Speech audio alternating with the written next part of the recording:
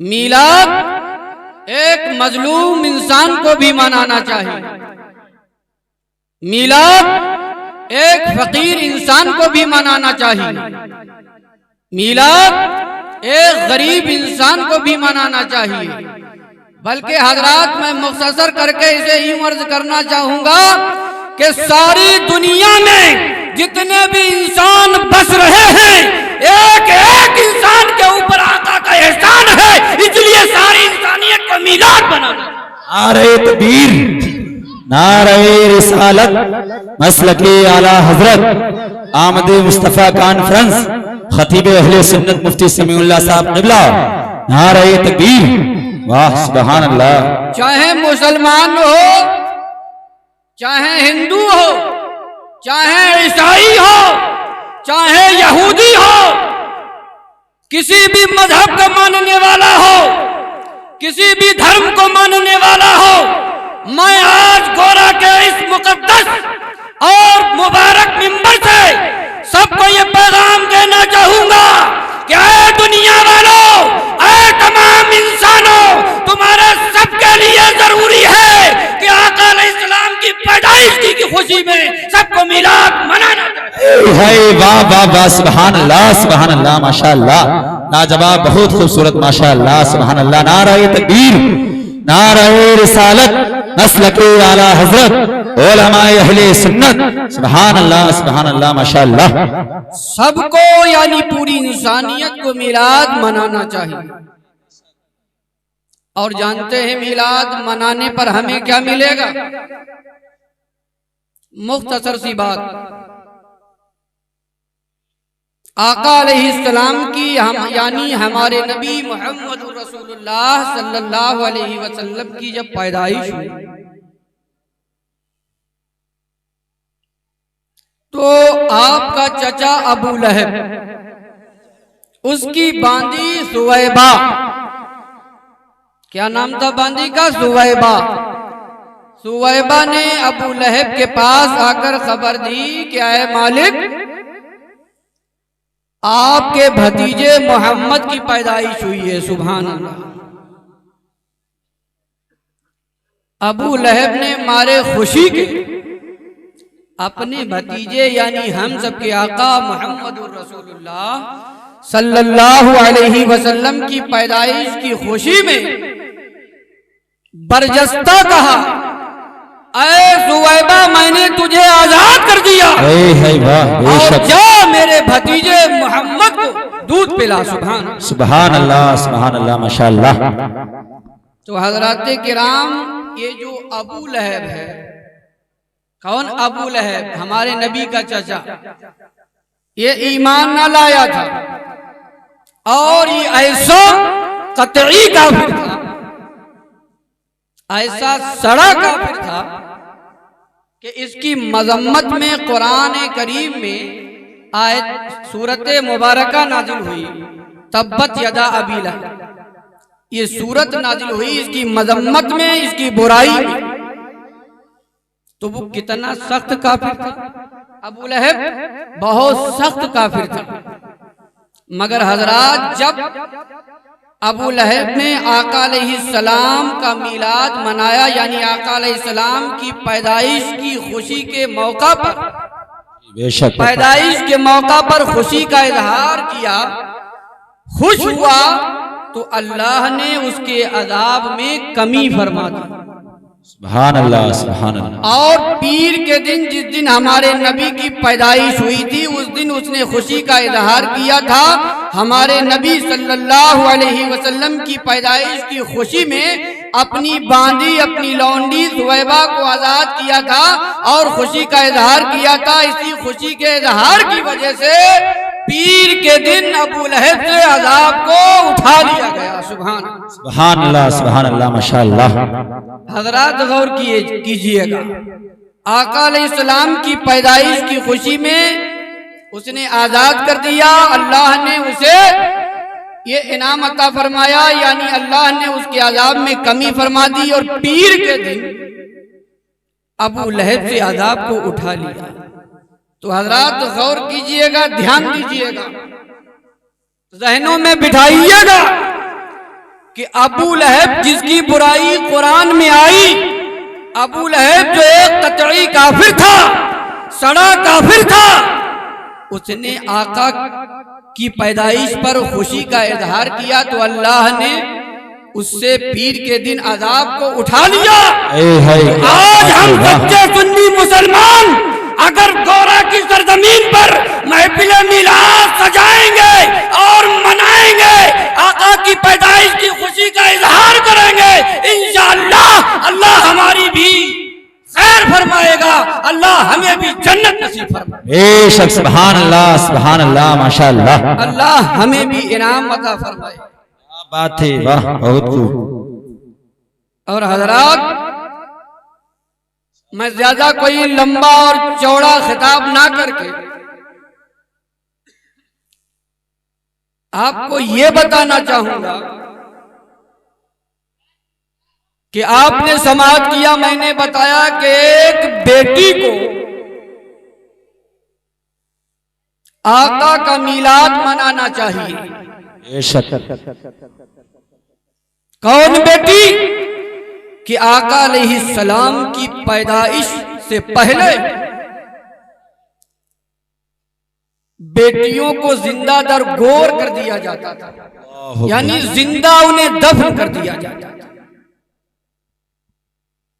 आका अलैहिस्सलाम की बारगाह में एक सहाबाए मुसलमान हुए, उसके बाद उन्होंने अपने कुफ्र के जमाने का वाक़िया बताया कि या रसूल अल्लाह,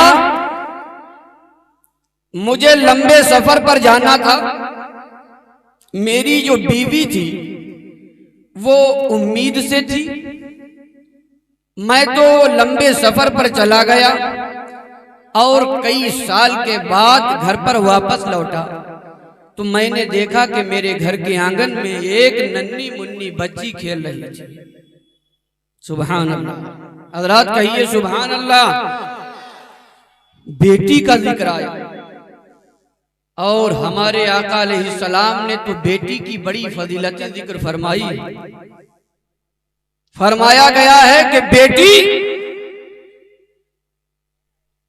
हमारे घर के आंगन में अल्लाह की रहमतों का एक रूप है। बेटी हमारे घर की चार दीवारी की इज्जत है। बेटी हमारे घर की आबरू है। एक बाप जो थका मांदा खेत से अपने घर को वापस पलटता है, नन्ही मुन्नी बेटी घर में होती है, दौड़ करके लिपट जाती है कदमों से और अब्बू अब्बू कहते हुए। वो किसान जो थका मांदा आया है खेत से अपने घर पर, जब अपने बेटी के प्यार को देखता है तो उसकी सारी थकावट दूर हो जाती है। नारे तकबीर, नारे रिसालत, मसलके आला हजरत, उलमाए अहले सुन्नत, शायर अहले सुन्नत फहीम अख्तर साहब क़िबला। नारे तकबीर, नारे रिसालत। आप लोग बैठ जाइए।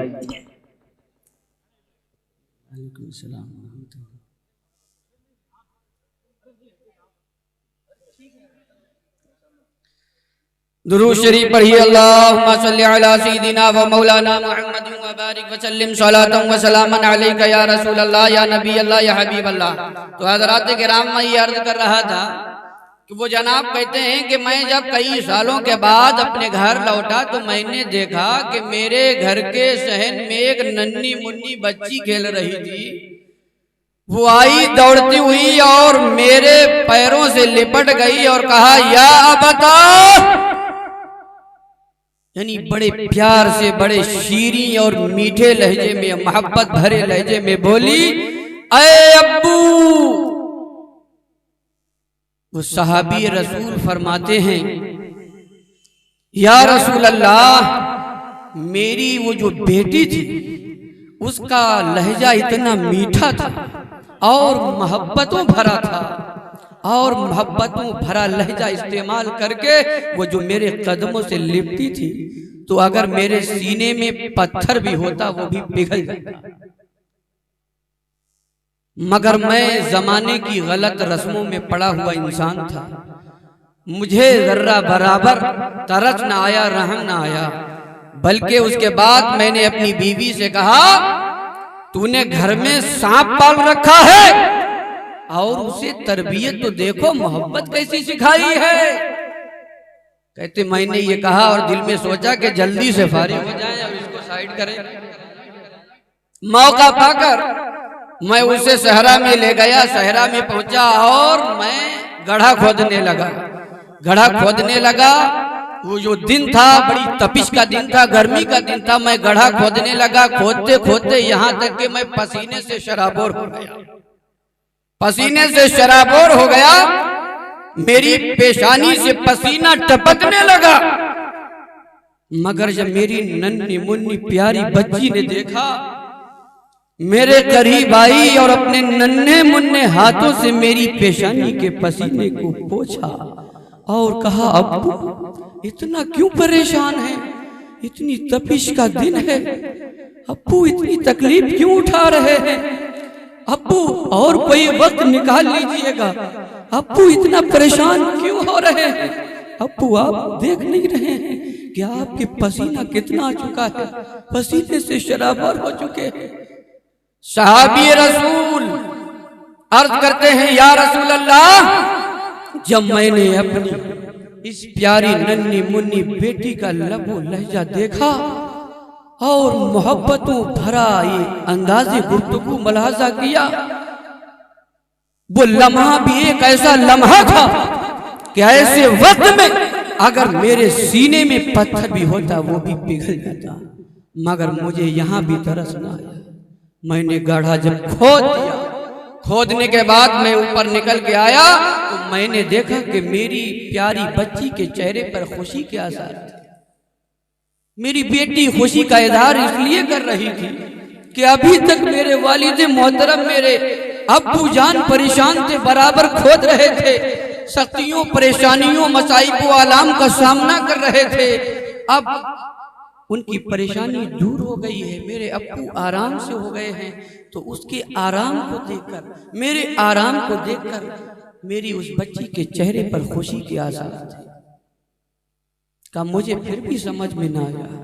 मैंने बच्ची को उस गड्ढे में डाल दिया और मिट्टी मैंने डालना शुरू कर दी। मिट्टी डालता रहा यहाँ तक कि मिट्टी टखनों तक पहुंची, डालता रहा यहाँ तक कि घुटनों तक पहुंची, डालता रहा यहाँ तक कि कमर तक पहुंची, डालता रहा यहाँ तक कि कमर से ऊपर पहुंची, डालता रहा। अभी मेरी बच्ची यही समझ रही थी कि मेरे अब्बू जान खेल कर रहे हैं। उधर कह रहे थे कि जब मैं मिट्टी डालता था तो बच्ची भी अपने हाथों से अपने ऊपर मिट्टी डालती और समझती कि मेरे अब्बू मेरे साथ खेल कर रहे हैं, डालती रही। मगर जब ये मिट्टी सीने के ऊपर पहुंची, बच्ची समझ गई कि ये मेरा बाप नहीं है, ये तो कोई बहुत बड़ा जालिम है, ये बहुत बड़ा दरिंदा है।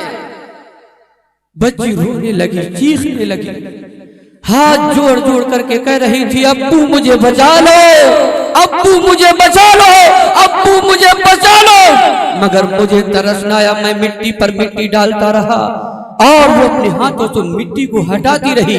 मैं फिर मिट्टी डालता रहा, वो हटाती रही, मैं फिर मिट्टी डालता रहा, यहाँ तक कि मैंने उसे दफन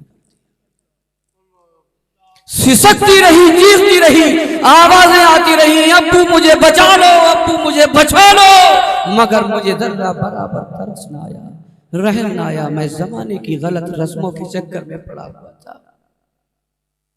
या रसूल अल्लाह, आज भी मेरे कानों में उस बच्ची की सिसकियां, चीखें, पुकारें, रोने की आवाजें आ रही हैं और जब भी आवाजें आती हैं मेरी नींद को खत्म कर देती, मेरा सुकून छीन लेती।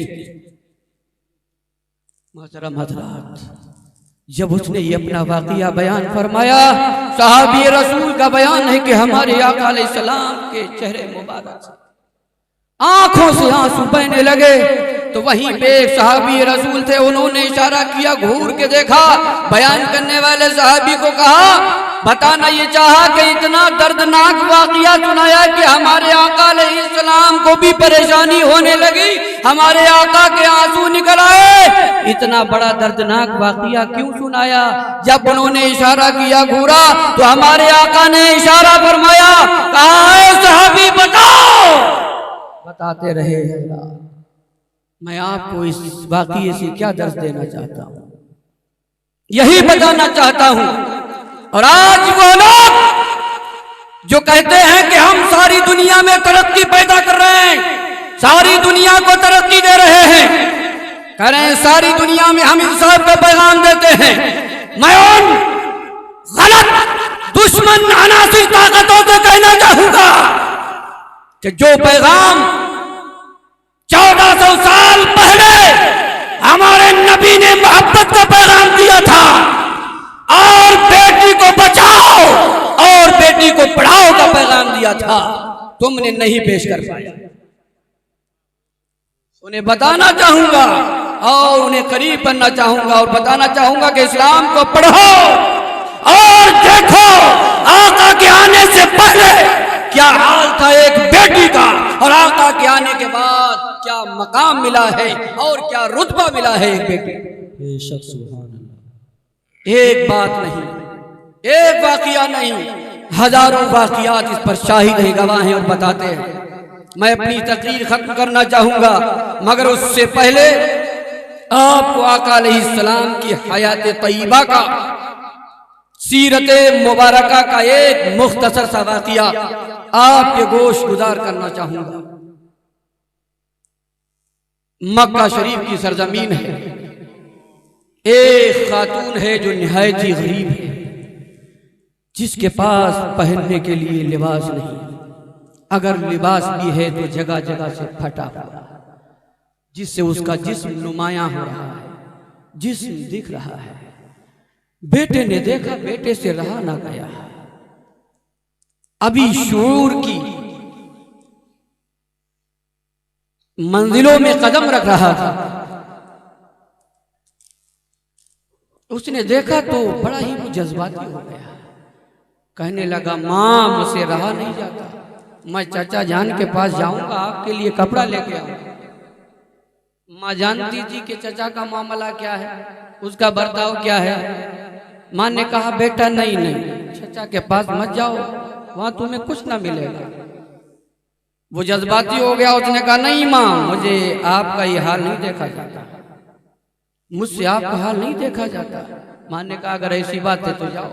बेटा गया चाचा के पास और बताया चाचा जान मेरी माँ के पास लिबास नहीं है, लिबास दे दो। बजाय देने के चाचा ने धुतकार दिया, धुतकार दिया और अपने पास से भगा दिया।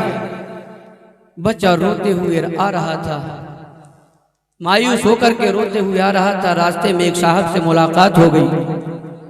उन्होंने पूछा क्या बात है, क्यों रो रहा है, क्यों परेशान है, क्यों रो रहा है। वो लड़का बोला कि चाचा जान के पास गया था, उन्होंने धुतकार करके भगा दिया है, मेरी माँ के पास कोई लिबास नहीं है, लिबास मांगने के लिए गया था। तो उस शख्स ने कहा है लड़के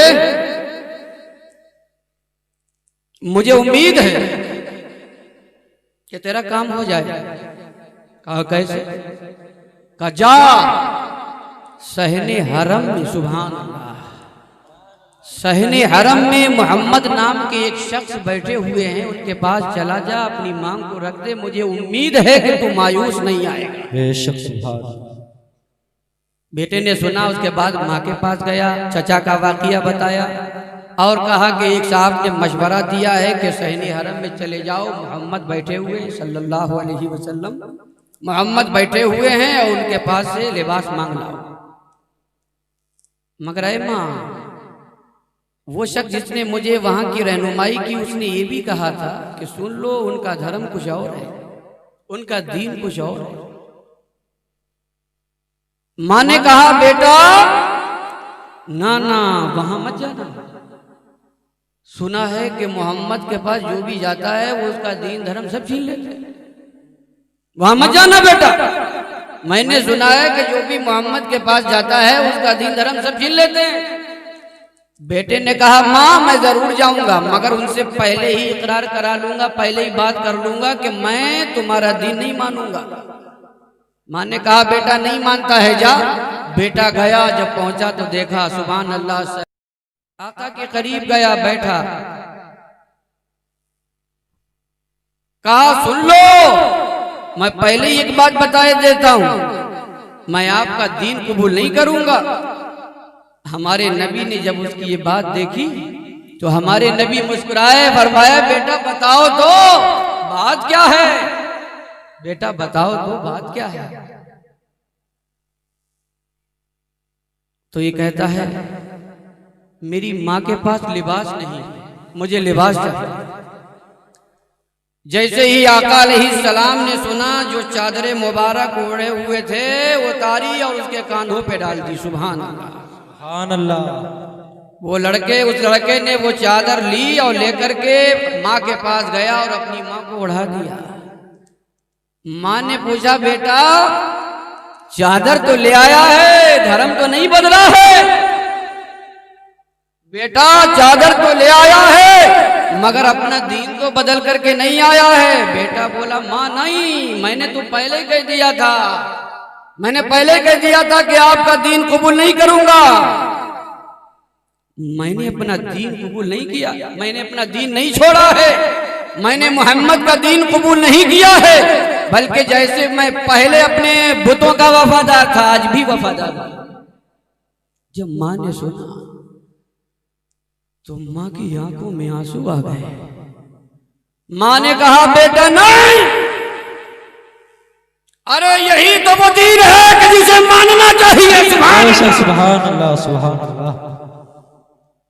कि जो ऐसा अखलाक रखता हो, जिनका ऐसा अखलाक करीमाना हो, तो ऐसा शख्स जो भी दीन लेकर के आया होगा वो सच्चा और मुबारक दीन है। इसलिए बेटा उनका दीन तो मानने के लायक है, उनका दीन तो कबूल करने के लायक।